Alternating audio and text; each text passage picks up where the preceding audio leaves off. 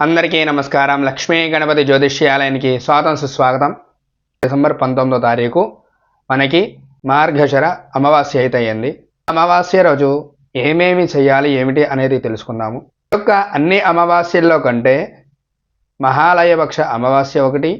ఈ యొక్క అమావాస్య మార్గశిర మాస అమావాస్య అనేది చాలా ముఖ్యము.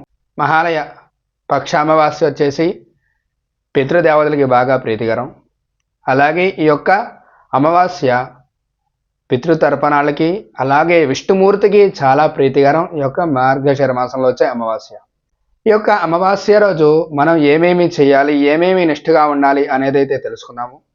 మార్గశిర మాసం మనకి విష్ణుమూర్తికి సంబంధించింది. ధనుర్మాసం మొదలైదు కూడా ఈ యొక్క మార్గశిర మాసంలోనే మొదలవుతుంది. కాబట్టి ఆ ఒక్క మార్గశిర మాసంలో ఎవరైతే విష్ణుమూర్తిని బాగా ఆరాధిస్తారో వాళ్ళందరికీ కూడా సిరి సంపదలు పెరుగుతాయి, అష్టైశ్వర్యాలు పెరుగుతాయి, ధనకనక వస్తువాహనాలు పెరుగుతాయి, విద్యలో కానీ అభివృద్ధి ఉండే అవకాశాలు అయితే ఉంటాయి. ఒకే పని మీద ఏకాగ్రత పెట్టి ఆ పనిలో అభివృద్ధి అనేది చేసుకుంటూ వెళ్తూ ఉంటారు.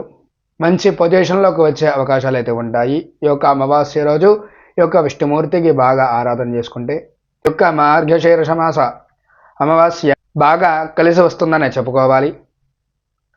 అదేగాక ఈ యొక్క రోజు రావి చెట్టుకి ఎవరైతే ప్రదక్షిణాలు చేసి ఎవరైతే రావి చెట్టుకి పూజ చేస్తారో వాళ్ళందరికీ కూడా సంతానం బాగా ఉండే అవకాశం అయితే ఉంటుంది. పిల్లలు పెద్దవాళ్ళ మాట వినే అవకాశాలు అయితే ఉంటాయి. మనకి విష్ణుమూర్తికి ఎలా ఆరాధన చేసుకోవాలనేది తెలుసుకుందాము.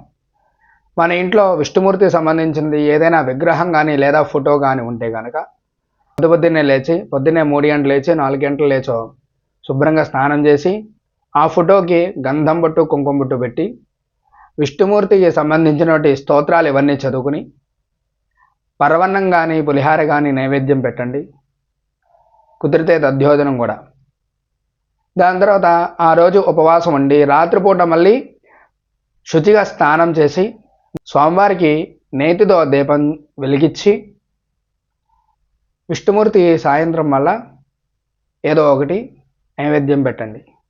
అలా చేసిన దానివల్ల సంవత్సరంలో వచ్చే ఈ యొక్క అమావాస్య ఫలితం మొత్తం ఈ రోజైతే ఉంటుందన్నమాట.